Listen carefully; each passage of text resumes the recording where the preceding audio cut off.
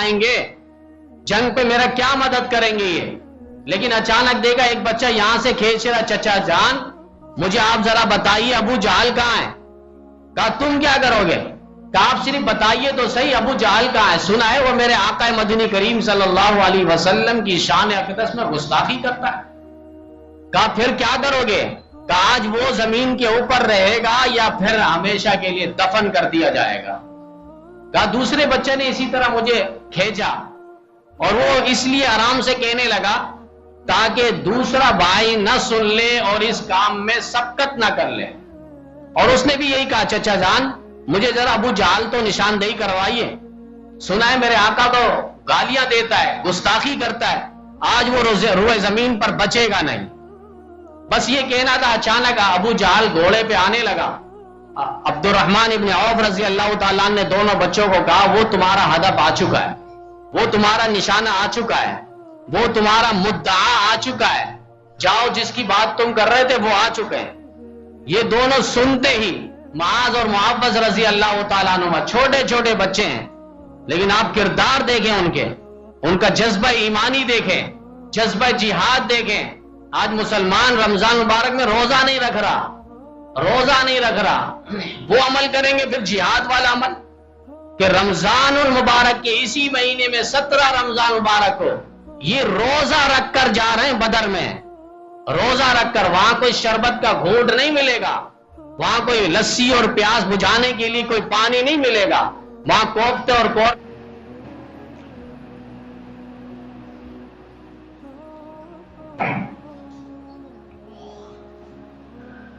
الحمدللہ جل وعلا وصلی اللہ وسلم علی رسولہ المصطفى ونبیہ المجتبى وامینہ علی وحی السماء وعلی آلہ النجبى واصحابہ الاتقیاء افضل الخلائق بعد الانبیاء ومن بہدیہم اقتدى وبآثارہم اقتفى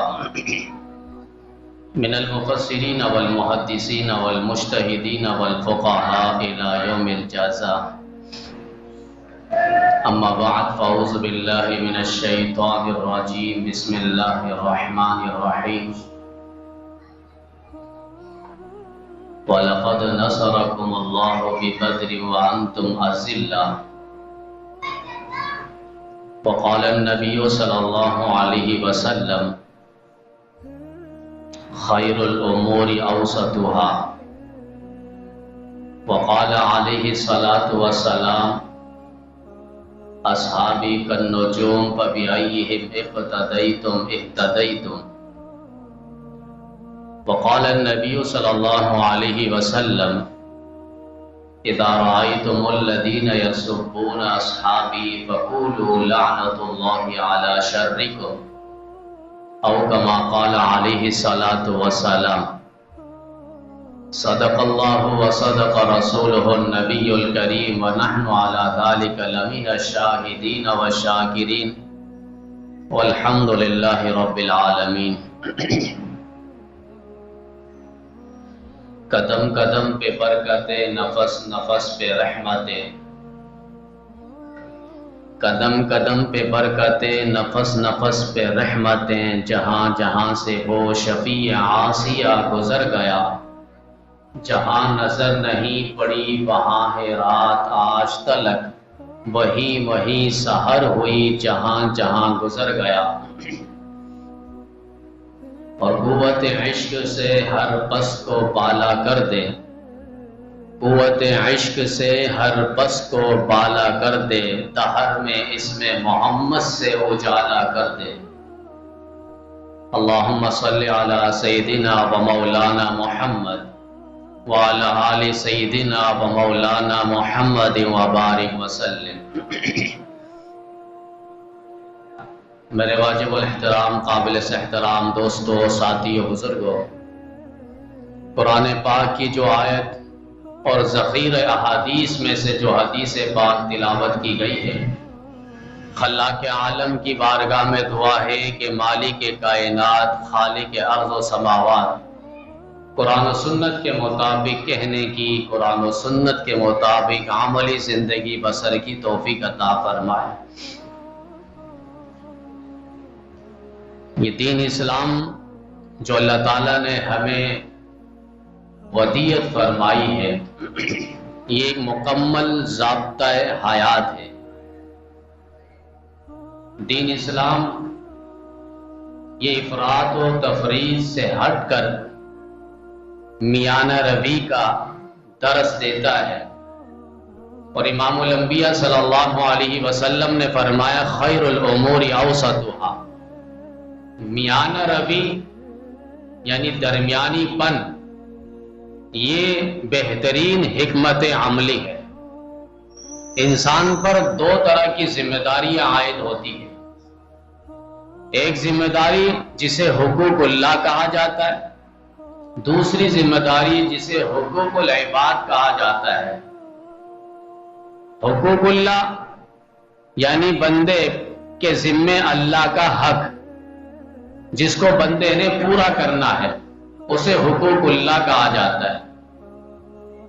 اللہ کے بتائے ہوئے اور دیے ہوئے حقوق اور ذمہ داریاں جو انسانوں پر ہے۔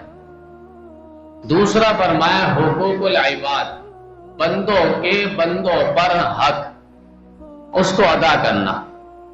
اور جو انسان حقوق اللہ اور حقوق العباد ان دونوں کی پاسداری کرتا ہے اور اچھے انداز میں پیش آتا ہے، اللہ کے حق کو بھی ادا کرتا ہے اور مخلوق اور بندوں کے حق کو بھی ادا کرتا ہے، حقیقتاً یہی لوگ ماڈل ہوا کرتا ہے، یہی لوگ نمونہ اور آئیڈیل کے طور پر پھر پیش ہوتے ہیں۔ امام الانبیاء صلی اللہ علیہ وسلم کی آپ دونوں زندگی دیکھیں، آپ کی مسجد کی زندگی اور عبادت دیکھیے، قابل رشک اور قابل عشق اور قابل تقلید اور قابل عمل ہے۔ اسی طرح آپ کے گھر کے معاملات، گھر کا رہن سہن، گھر کی زندگی اور معاملات جو ہے وہ بھی قابل رشک ہے اور قابل عمل ہے اور قابل تقلید ہے۔ اور اسی کو اللہ تعالیٰ نے قرآن کریم کے اندر یوں کہا لَقَدْ كَانَ لَكُمْ فِي رَسُولِ اللَّهِ أُسْوَةٌ حَسَنَةٌ، مومنوں، مسلمانوں، اہل ایمانوں، تم پر میرے اس پیغمبر کی زندگی اسوہ حسنہ ہے، نمونہ ہے، آئیڈیل ہے اور مشعل راہ ہے۔ اس کے قدم تلے تم چلو گے تو جنت کی طرف جاؤ گے، اور اس کے قدم سے ایک قدم بھی ہٹاؤ گے تو جہنم تمہارا مقدر بنے گی۔ آج معاشرے میں آپ دیکھیں گے اچھے خاصے لوگ ہیں جو عبادات کے اندر انتہائی منہمک نظر آئیں گے، اور نمازوں کے اندر، تلاوت کے اندر، دیگر تسبیحات کے اندر بہت زیادہ اپنے آپ کو منہمک رکھیں گے اور متوجہ رکھیں گے، عبادات کے اندر لگے رہیں گے، لیکن بندوں سے ان کا تعلق ذرا آپ دیکھیں گے تو کوئی منہ لگانے کو تیار نہیں، کوئی ان سے ملنے کو تیار نہیں، کوئی ان سے بات کرنے کو تیار نہیں۔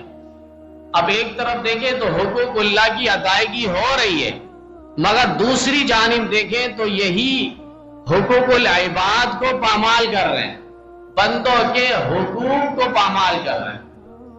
پھر کچھ لوگوں کو آپ دیکھیں گے، لوگ ان کو اچھے اخلاق کی تعریف کریں گے، بھئی یہ فلاں صاحب جو ہے بڑے اچھے اخلاق والے ہیں اور بڑی اچھی بول والے ہیں، میٹھی زبان ہے اور ان کی بہترین ان کی گفتگو ہے، ان کا کردار بہترین ہے، مگر عملی زندگی کیا ہے؟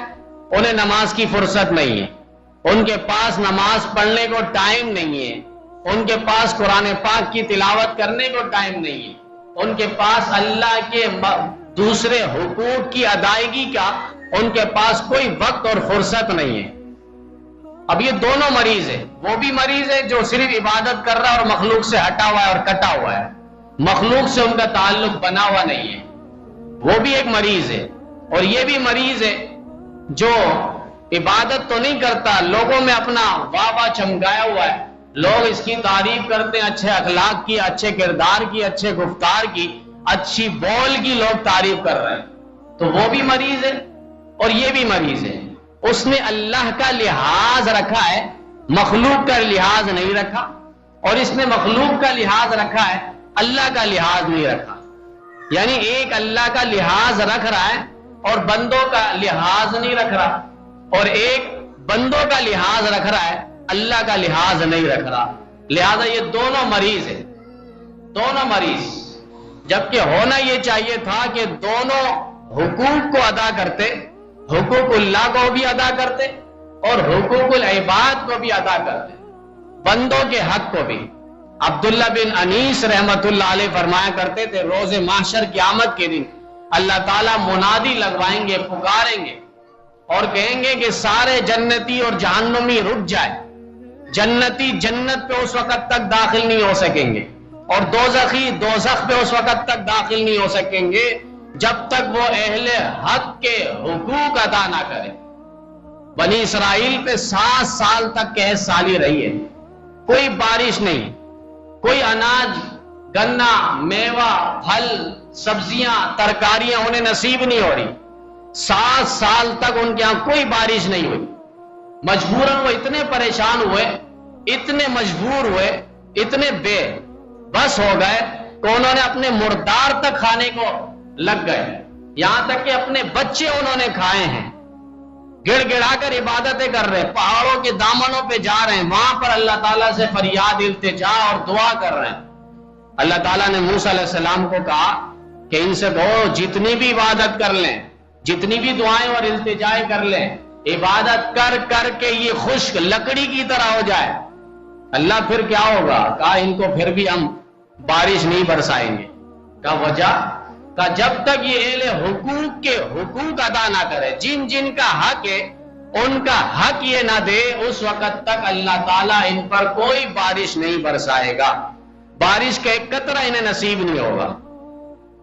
آج ہم یہ چیزیں سمجھتے نہیں، اوپر سے لے کے نیچے تک ہر ایک دوسرے کا حق کھا رہا ہے، ہر ایک دوسرے کے حق پر ڈاکہ زنی کر رہا ہے، اور ہم سمجھ رہے ہیں کہ اللہ ہم پر رحمت اور برکت کے دروازے کھولے گا، اللہ ہم پر رحمت اور برکت کے موسلا دار بارشیں برسائے گا. ایک خیال اس محالت جنونس، یہ خیال صرف رہے گا اور کچھ ہونا نہیں ہے. تو اصل یہ کہ ہم دوسروں کے ساتھ خیر خواہی کا جذبہ رکھیں، ایثار کا جذبہ رکھیں، ہمدردی اور میانہ روی کا پہلو رکھیں. اور یہی رمضان مبارک درس دے رہا ہے، صبر کا مہینہ، غمخواری کا مہینہ، ایثار کا مہینہ، اپنے آپ کو مٹانے کا مہینہ. میرا دوسرا مسلمان کسی طرح اوپر ہو جائے، میں دوسرے مسلمان کو خیر خواہی کا جذبہ دوں. اب آپ دیکھیں چونٹی کی کیا حیثیت ہے، سب سے چھوٹی چونٹی جو نظر بھی صحیح نہ آئے. حضرت سلیمان علیہ السلام جا رہے ہیں لاؤ لشکر کے ساتھ، تو یہ چونٹی نے آواز لگائی اپنے سارے چونٹیوں کو اور کہا کہ یا ایھا النمل ادخلوا مساکنکم لا یحطمنکم سلیمان وجنودہ وہم لا یشعرون. اس چونٹی کے سردار نے کہا کہ بھائی سارے اپنے بلوں میں چلے جاؤ، ایسا نہ ہو سلیمان علیہ السلام اور ان کے لشکر تمہیں رون نہ ڈالے. اب دیکھیں اس کی اس آواز اور صدا کو اللہ نے اتنا پسند کیا ہے، پوری سورت اتار دی اس کے نام پر، سورۃ النمل، چونٹیوں کے بارے میں. ایک آواز، ایک صدا، ایک التجا اس نے لگائی، دوسروں کے بارے میں اس نے خیر خواہی کا جذبہ رکھا. اللہ کو یہ آواز اتنی پسند آئی اور یہ الفاظ اتنے پسند آئے کہ قرآن کی زینت بنا دی. یا ایھا النمل ادخلوا مساکنکم لا یحطمنکم سلیمان وجنودہ وہم لا یشعرون.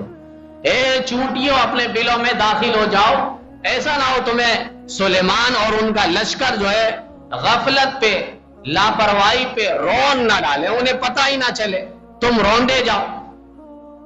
اگر انسان ایک دوسرے کے ساتھ خیر خواہی کا جذبہ رکھے گا پھر اللہ ان کو کتنے عروج پر پہنچائے گا.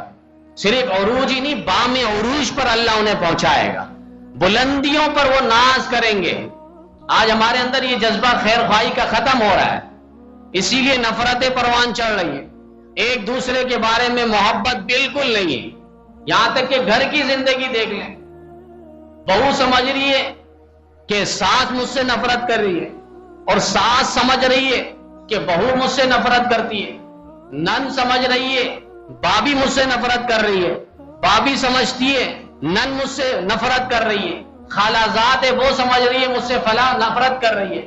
یہ ایک لحاظ سے ہمارے ذہن میں بیٹھ چکا ہے، جس کی وجہ سے یہ محبتیں نہیں آ رہی، دلوں میں محبتیں نہیں آ رہی، دلوں میں یہ خیر خواہی کا جذبہ نہیں آ رہا. دنیا ہے چند روزہ زندگی، یہاں سے انسان کو کوچ کر کے جانا ہے. یہ ساری نفرتیں اور فاصلے ہم رشتہ داروں میں کیوں نہیں ختم کر رہے ہیں؟ ایک شادی کا موقع آتا ہے، اس میں سر دھڑ کی بازی لگاتے ہیں اور منانے کی کوشش کرتے ہیں کہ سب کو راضی کر کے کسی طرح شادی بیاہ اٹینڈ کریں. یا عمرے میں جا رہے ہیں، حج میں جا رہے ہیں اور کہتے ہیں حج عمرہ قبول نہیں ہوگا جب تک کوئی عزیز رشتہ دار اس سے کٹا ہوا ہو، ہٹا ہوا اور نفرت رکھے. اس کو مناتے ہیں، اچھی بات ہے، لیکن یہ دو موقع ہے، اس کے بعد زندگی میں پھر اس کا شکل ہی نہیں دیکھتے، اس کے پاس ہی نہیں جاتے، نہ اس سے بات کرتے، نہ محبتیں بانٹتے. یہ خیر خواہی کا جذبہ ہم سے مٹ رہا ہے. غصہ آئے، غصہ پینے کو تیار نہیں ہے، وہاں غصے کا اظہار کرتے ہیں. نبی علیہ السلام نے تو یہاں تک فرمایا اگر غصے کا اظہار آپ وہاں کر سکتے ہو جہاں آپ کو موقع ہے، اگلا چھوٹا ہے، اس کے پاس کوئی پروٹوکول نہیں ہے، وہ بدلہ نہیں لے سکتا، اس کے باوجود وہ بدلہ لے سکتا، آپ اس کو معاف کر دو. فرمایا یہ جو کڑوا گھونٹ آپ پی رہے ہو اور غصہ آپ ختم کر رہے ہو، اس ایک ایک گھونٹ پر اللہ تعالیٰ اپنا دیدار اور مشاہدہ اس شخص کو کروائے گا. چھوٹا سا عمل ہے، ذہن ہمارا جاتا نہیں ہے اور اللہ تعالیٰ اپنا دیدار کروائے، اللہ تعالیٰ کا انسان مشاہدہ کرے. یہاں حسیناؤں کو دیکھتے تو انسان پاگل ہو جاتا ہے، ساری رات صرف موبائلوں پہ لگا رہتا ہے، اس کو پتہ ہی نہیں 4 گھنٹے بیت گئے، 6 گھنٹے ختم ہو گئے اور اسے پتہ نہیں فون پہ لگا ہوا اپنے محبوب سے اور معشوق سے بات کر رہا ہے. وہ اللہ تعالیٰ کا حسن و جمال کا کیا عالم ہوگا جس نے ساری کائنات پہ حسن و جمال کو بانٹا اور بکھیرا ہے. جو حضرت یوسف علیہ السلام کے حسن کا تذکرہ اللہ قرآن میں کر رہا ہے تو کس انداز سے کر رہا ہے کہ زلیخا پر عورتوں نے الزام لگایا کہ تم غلام پر عاشق ہو گئی، ایک قیدی پر عاشق ہو گئی. اب انہیں نہیں پتا تھا یہ غلام اور قیدی جو ہے یہ حسن و جمال کا منبع ہے، حسن و جمال کا پیکر ہے حضرت یوسف علیہ السلام. آدھی دنیا کا حسن اللہ تعالیٰ نے یوسف علیہ السلام کو دیا ہے. وہ حضرت یوسف علیہ السلام کو ایک مجلس لگانے کے بعد زلیخا نے، عزیز مصر کی بیوی نے، انہوں نے یہ چال چلی اور کہا کہ سب عورتوں کو دعوت دو، مصر کی عورتوں کو جو مجھ پر الزام لگا رہی ہیں. ان کو بلوایا گیا، ان کے سامنے پھل رکھ دیے اور ان کے سامنے چھڑیاں بھی رکھ دی، تیز دار چھڑیاں. اب وہ ساری عورتیں بیٹھ گئی پھل کاٹنے کے لیے. زلیخا نے کسی کو کہا، خادم کو، خادمہ کو، اور کہا کہ یوسف کو لایا جائے. پردہ ہٹایا گیا، یوسف علیہ السلام کو بتلایا گیا آپ یہاں سے گزر کے آگے جانا ہے. اب یوسف علیہ السلام صرف نکلے، ان کے جمال کے جلوے، حسن کے تذکرے اور پیکر کو دیکھ کر مصر کی عورتوں نے پھل کاٹنے کے بجائے وَقَطَّعْنَ أَيْدِيَهُنَّ انگلیاں کاٹ ڈالی. قرآن میں اللہ کہہ رہا ہے، اور انگلیاں کاٹ ڈالی، انہیں پتہ ہی نہیں چلا.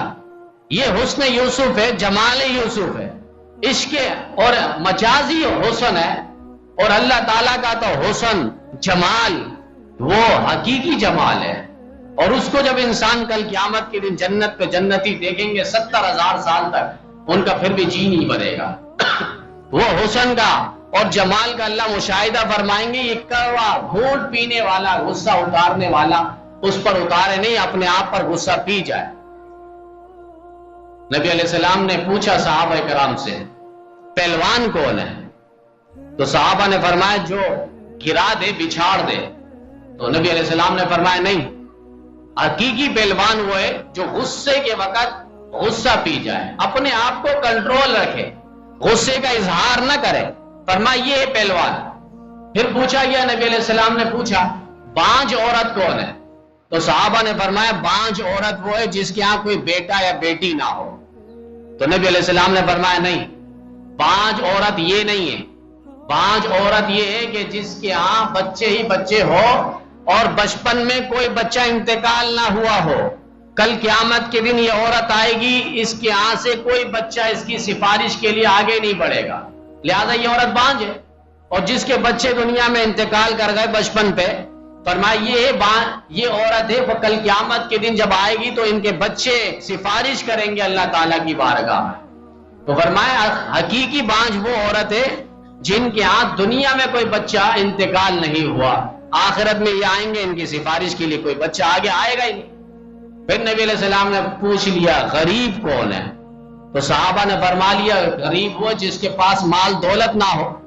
تو نبی علیہ السلام نے فرمایا نہیں، غریب وہ ہے جس کے پاس بہت سی نیکیاں ہوگی، پہاڑوں سے لدے لدائے نیکیاں، اور کل قیامت کے دن وہ اللہ کے پاس آئے گا نیکیاں لے کر، تو اللہ تعالیٰ دیکھیں گے اہل حقوق کتنے آ جائیں گے جس کے اس نے غیبتیں کی، حسد کیا، بغض رکھا، دشمنی کی، نفرت کی، اہل حق کے حقوق اس نے لیے، اللہ تعالیٰ اس کو کہیں گے کہ بھئی اپنی نیکیاں ان کو دیتے رہو۔ اب وہ دیتے دیتے اس کے پاس کچھ بھی نیکی نہیں بچے گا۔ لوگ کھڑے ہمارا حق ہمیں دیا جائے، اللہ تعالیٰ فرمائیں گے اب ٹھیک ہے، اپنے گناہ اس کے سر پہ ڈالو اور پھر وہ اپنے گناہ کو ہلکا کرو اور چلے جاؤ۔ فرمایا اب یہ حقیقی ہے، غریب ہے۔ ہم نے تو دنیا میں یہی سمجھا غریب اور مفلس وہی ہے جس کے پاس کھانے کو کچھ نہ ہو۔ فرمایا حقیقی غریب اور مفلس وہ ہے کل قیامت کے دن ہمیشہ ہمیشہ کی زندگی کی طرف جانے والے اور ٹھکانے کی طرف جانے والے، یا تو جنت ہے یا دوزخ ہے، اور ہمیشہ ہمیشہ وہاں رہیں گے۔ اہل ایمان مسلمان وہ تو کسی بھی وقت نکل جائیں گے جہنم سے، لیکن کافر، کفار اور فجار، ناانجار وہ ہمیشہ ہمیشہ دوزخ کی زینت بنے رہیں گے۔ ایک بزرگ نے کہا کہ انسان جب دنیا سے چلا جاتا ہے تو اس کی 5 چیزیں تقسیم ہو جاتی ہیں، یعنی روح جو ہے وہ ملک الموت فرشتہ لے جاتا ہے، اور جسم جو ہے وہ قبر میں اترتے ہی کیڑے مکوڑے کھا لیتے ہیں۔ اب بچی اس کی ہڈیاں، فرمایا یہ ہڈی جو ہے وہ مٹی دبا لیتی ہے۔ اب مال بچے، فرمایا یہ مال جو ہے اس کے وارث حقدار وہ لے جاتے ہیں۔ اس کے بعد فرمایا اب نیکیاں اس کے پاس اعمال ہے، وہ بھی اہل حقوق آئیں گے اور وہ لوگ اپنا حق لے جائیں گے۔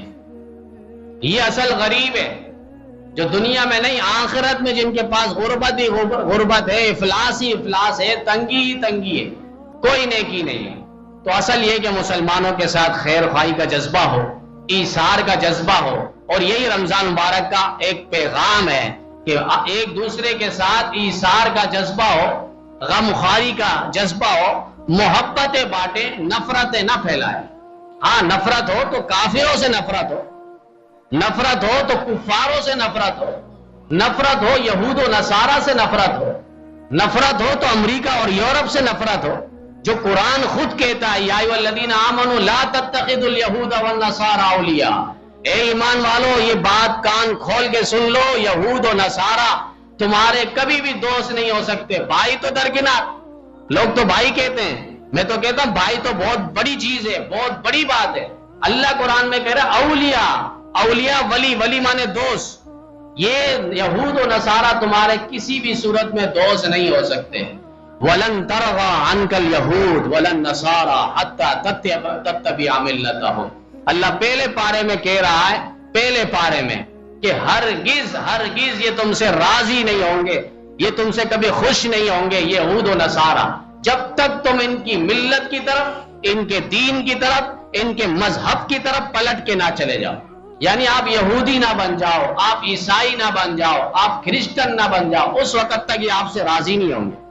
اور مسلمان یہ چاہے گا، ہو ہی نہیں سکتا دین اسلام کی دولت کے بعد کسی اور کی طرف پلٹے۔ تو اصل نفرت ان کافروں سے ہونا چاہیے جو اہل ایمان مسلمانوں نے جنگ بدر کے اندر دکھایا ہے۔ ایسے کہ آپ بڑے تھے، بڑوں کو تو چھوڑیں، چھوٹوں کو آپ دیکھیں، بچوں کو، 2 بچے کھڑے ہیں حضرت عبد الرحمن بن عوف رضی اللہ تعالیٰ عنہ کے، دائیں اور بائیں، جنگ بدر میں، اور ایک بچہ کچھ کہہ رہا ہے، دوسرا بچہ کچھ کہہ رہا ہے۔ عبد الرحمن ابن عوف رضی اللہ تعالیٰ عنہ 10 مبشرہ صحابہ میں جنہیں نبی علیہ السلام نے ایک ہی مجلس میں انگلی سے اشارہ فرما کر جنتی جنتی کہا ہے، وہ عبد الرحمن سوچنے لگے جنگ کا موقع ہے اور موسم ہے، حالات ہے، حالات کس طرح کایا پلٹے کچھ پتہ نہیں ہے، لیکن میرے دائیں ہاتھ پہ بھی جو بچہ کھڑا ہے، بائیں ہاتھ پہ بھی بچہ کھڑا ہے، یہ میرے مدد کس آئیں گے، جنگ پہ میرا کیا مدد کریں گے یہ۔ لیکن اچانک دیکھا ایک بچہ یہاں سے کھینچ رہا، چچا جان مجھے آپ ذرا بتائیے ابو جہل کہاں ہے؟ کہا تم کیا کرو گے؟ کہ آپ صرف بتائیے تو صحیح ابو جہل کہاں ہے؟ سنا ہے وہ میرے آقا مدنی کریم صلی اللہ علیہ وسلم کی شان اقدس میں گستاخی کرتا ہے۔ کہا پھر کیا کرو گے؟ کہ آج وہ زمین کے اوپر رہے گا یا پھر ہمیشہ کے لیے دفن کر دیا جائے گا۔ کہا دوسرے بچے نے اسی طرح مجھے کھینچا اور وہ اس لیے آرام سے کہنے لگا تاکہ دوسرا بھائی نہ سن لے اور اس کام میں سبقت نہ کر لے، اور اس نے بھی یہی کہا چچا جان مجھے ذرا ابو جہل تو نشاندہی کروائیے، سنا ہے میرے آقا تو گالیاں دیتا ہے، گستاخی کرتا ہے، آج وہ روئے زمین پر بچے گا نہیں۔ بس یہ کہنا تھا، اچانک ابو جہل گھوڑے پہ آنے لگا۔ عبد الرحمن ابن عوف رضی اللہ تعالیٰ نے دونوں بچوں کو کہا وہ تمہارا ہدف آ چکا ہے، وہ تمہارا نشانہ آ چکا ہے، وہ تمہارا مدعا آ چکا ہے، جاؤ جس کی بات تم کر رہے تھے وہ آ چکے ہیں۔ یہ دونوں سنتے ہی معاذ اور معوذ رضی اللہ تعالیٰ عنہ چھوٹے چھوٹے بچے ہیں، لیکن آپ کردار دیکھیں ان کا جذبہ ایمانی دیکھیں، جذبہ جہاد دیکھیں۔ آج مسلمان رمضان مبارک میں روزہ نہیں رکھ رہا، وہ عمل کریں گے پھر جہاد والا عمل کہ رمضان المبارک کے اسی مہینے میں 17 رمضان مبارک کو یہ روزہ رکھ کر جا رہے ہیں بدر میں، روزہ رکھ کر۔ وہاں کوئی شربت کا گھونٹ نہیں ملے گا، وہاں کوئی لسی اور پیاس بجھانے کے لیے کوئی پانی نہیں ملے گا، وہاں کوفتے اور قورمے بریانیاں نہیں ملے گی، وہاں نیزے ملیں گے، وہاں تیر اور خنجر ملیں گے، وہاں دشمنوں کی طرف سے تلوار کی وار ہوگی۔ یہ سب کچھ سمجھنے کے باوجود وہ وہاں پر جا رہے ہیں اور جام شہادت نوش کرنے کا جذبہ لیے وہاں پر جا رہے ہیں۔ معاذ اور معاوذ دونوں قریب گئے، چھوٹے بچے ہیں، مار نہیں سکتے۔ ایک نے کہا بھائی آپ میں نیچے مارتا ہوں گھوڑے کے ٹانگ پر، گھوڑا گرے گا تو آپ دشمن پر حملہ کرنا۔ اسی طرح حملہ ہوا اور دشمن زیر و زبر ہو گیا۔ یہی ابو جہل ہے جس کو نبی نے فرمایا فرعون و حاذل الامہ، میری امت کا فرعون دیکھنا، ابو جہل کو دیکھ لو، موت کے وقت بھی، مرنے کے عالم میں بھی کہہ رہا ہے کاش مجھے کوئی بڑا شخص کاٹتا، کوئی بڑا شخص مجھے مارتا، میرے لیے تو انتہائی افسوس ہے کہ مجھے بچوں نے آ کے مارا ہے۔ جب نبی علیہ السلام نے عبداللہ ابن مسعود رضی اللہ تعالیٰ عنہ کو بھیجا اور کہا کہ جاؤ اس کو تلاش کرو، یہ کچھ بول رہا ہوگا، جاؤ اسے تلاش کرو، یہ مرا نہیں ہے ابھی۔ اب ابن مسعود کہتے میں لاشوں میں تلاش کرنے لگا تو مجھے یہ ابو جہل نظر آیا، ایک جگہ پڑا ہوا تھا الٹا، اور وہ کہہ رہا تھا کہ کاش مجھے کوئی تم میں بڑا شخص آ کے مقابلہ کرتا اور مارتا، یہ بچے نے آ کے مجھے مارا ہے، مجھے افسوس ہے۔ اب اس وقت بھی اس کی خناسیت ٹپک رہی ہے، اس کی دجالیت اور شیطنت ٹپک رہی ہے کہ اس وقت بھی یہ کہہ رہا ہے غرور اور نخوت پہ، تکبر پہ، کہ کاش کوئی بڑا آ کے مجھے مارتا۔ تو جنگ بدر میں اللہ تعالیٰ نے نبی علیہ السلام اور اہل ایمان کی نصرت فرمائی، اور حضرت امی عائشہ صدیقہ طاہرہ منزہ مبرہ راقیہ ساجدہ نفیسہ صالحہ تقیہ نقیہ، حضرت عائشہ صدیقہ رضی اللہ تعالیٰ عنہا کا دوپٹہ نبی علیہ السلام نے جنگ بدر میں اسلام کی عزت بنا کر اس کو لہرایا ہے۔ اور حضرت عائشہ وہ خاتون ہے جو 17 رمضان مبارک کو ان کی وفات ہوئی ہے، وہ خاتون ہے جو آ رہی ہے تو صدیق کے گھر پر، لیکن پرورش پا رہی ہے تو رسالت مآب صلی اللہ علیہ وسلم کے در پر، آمد ہوئی تو صدیق کے گھر پر، اور جس کے لیے آمد ہوئی وہ رسالت مآب صلی اللہ علیہ وسلم۔ آنکھیں جہاں کھلی وہ صدیق کا گھر ہے، اور آنکھ کھلنے کے بعد جس کو دیکھا وہ امام الانبیاء صلی اللہ علیہ وسلم کا مبارک چہرہ ہے۔ پہلی کلاس جہاں لی وہ صدیق کا گھر ہے، اور کلاس آخری جہاں لی وہ امام الانبیاء صلی اللہ علیہ وسلم کا در ہے۔ اور صرف حضرت عائشہ ہی جنتی نہیں، فرمایا عائشہ جہاں چل پھر رہی ہے، جو ذرات قدم سے لگ رہے ہیں، وہ ذرات، وہ جگہ، وہ حجرہ، وہ کمرہ، وہ گھر اللہ نے پورا کا پورا جنت بنا دیا۔ نبی علیہ السلام نے فرمایا ما بین بیتی و منبری روضۃ من ریاض الجنہ۔ حدیث تو آپ نے سنی ہے کہ ماں کے قدموں تلے جنت ہے، ماں کے قدموں تلے جنت ہے۔ یہاں حضرت عائشہ صدیقہ رضی اللہ تعالیٰ عنہ چل رہی ہے، قدم سے جو ذرات رگ رہے ہیں وہ ذرات بھی عرش معلی، جنت المعلی، اور جنت سے بھی اعلیٰ ہے، جنت سے بھی اعلیٰ ہے۔ ہمارا عقیدہ ہے اہل سنت والجماعت کا کہ پورے روئے زمین پر کہیں اللہ کی اتنی رحمتیں نہیں برس رہی، یہاں تک کہ بیت اللہ میں اتنی رحمتیں نہیں برس رہی جہاں روزہ پاک پر رحمت برس رہی ہے۔ روزانہ 70,000 فرشتے آتے ہیں درود و سلام کا گنجینہ لے کر، درود و سلام کا عقیدہ تحفہ لے کر، گفٹ لے کر نبی علیہ السلام کے پاس، اور پھر شام تک وہ درود و سلام پیش کرتے ہیں، پھر شام کو وہ جاتے ہیں تو دوسرا قافلہ آتا ہے 70,000 والا فرشتہ، وہ صبح تک نبی علیہ السلام پر درود و سلام پیش کرتے رہتے ہیں۔ اہل ایمانو تمہیں سبق ہے، اور وہ فرشتہ 70,000 جانے کے بعد واپس نہیں آتے، قیامت تک یہ سلسلہ جاری و ساری رہے گا۔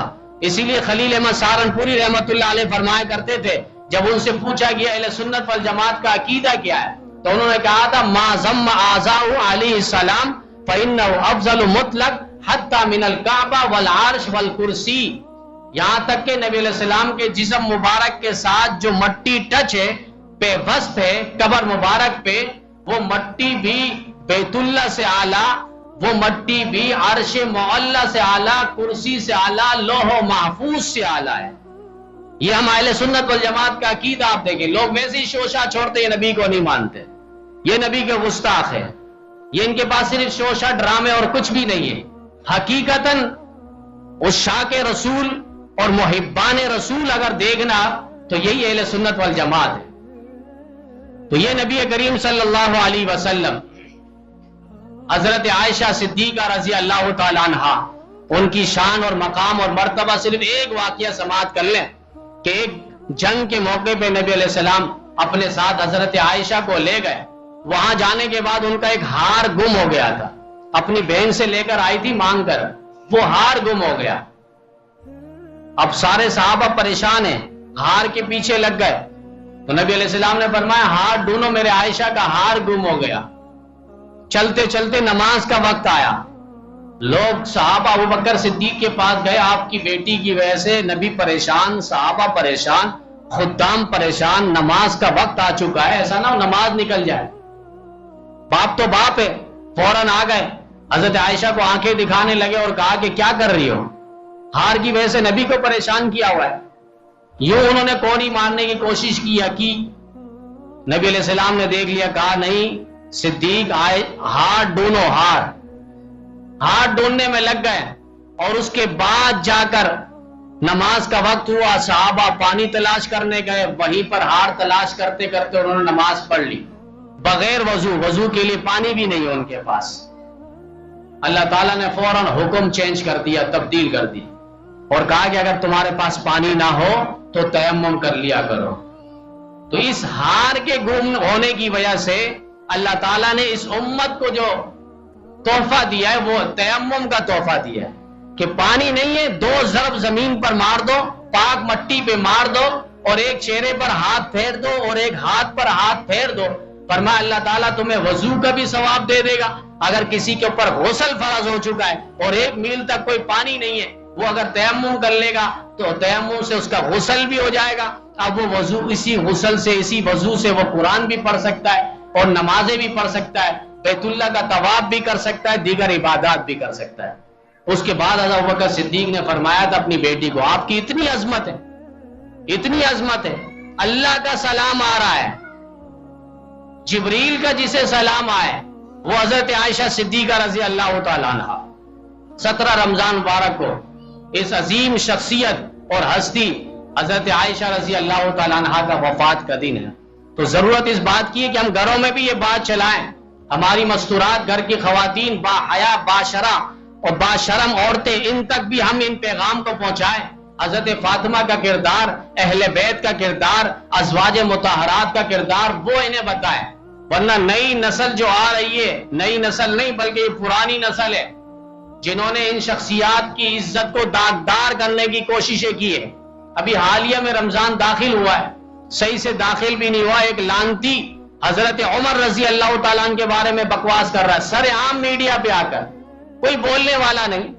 میں نے بتلایا اگر اداروں کی توہین ہو، ادارے والے فوراً حرکت میں آتے ہیں، ان کی بوٹ کی توہین ہو، جوتے کی توہین ہو، انہیں برداشت نہیں ہے، ان کی وردی کی توہین ہو، انہیں برداشت نہیں ہے، ان کی فوج کی توہین ہو، انہیں برداشت نہیں ہے۔ ہم ان فوج کی توہین کیسے برداشت کر لیں جن کو اللہ حزب اللہ کے جنہیں اللہ اپنی فوج کہے، رسول اللہ اپنی فوج کہے، جسے رسول اپنا دلدار بنائے، جسے نبی اپنا حبدار بنائے، جسے نبی اپنے وفادار بنائے، ان صحابہ کرام کو سر عام میڈیا پر بیٹھ کر تبرہ بازی ہو، ان کو زانی اور شرابی تک کہا جائے، ان کی والدہ تک نشانہ بنایا جائے۔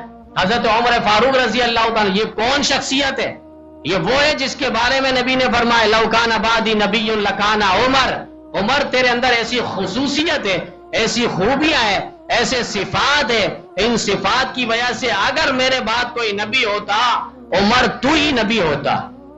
اتنی خوبیاں تیرے اندر ہے۔ جو زمین پر بولتا ہے عرش بریم سے اللہ کہتا ہے عمر نے صحیح کہا ہے، عمر کے مطابق آپ فیصلہ کریں، عمر کے مطابق آپ کام کریں۔ 17-27 کے قریب قرآن کریم میں آیات آپ اٹھائیں، مفسرین کیا کہتے ہیں؟ عمر نے زمین پر کہا، عرش بریم سے اللہ نے کہا عمر نے سچ کہا، عمر نے صحیح کہا۔ یہ عمر وہ ہے جو چلتا ہے زمین پر تو انہی کے باپ، انہی کے بڑے شیطان عمر کا سایہ دیکھ کر وہ شہر چھوڑتا ہوا بھاگتا ہوا نظر آتا ہے۔ یہ وہ عمر ہے جس کے بارے میں نبی علیہ السلام نے فرمایا عمر، میں جب معراج کے رات میں جب عرش معلی اور جنت اور جہنم کا مشاہدہ کر رہا تھا، میں جنت پہ گیا تو وہاں میں نے ایک محل دیکھا اور میں نے پوچھ لیا شاید یہ محل میرا ہی ہو؟ کہا کہ نہیں، یہ آپ کا نہیں، آپ کی امت کا ایک فرد ہے حضرت عمر رضی اللہ تعالیٰ عنہ، اس کا یہ محل ہے۔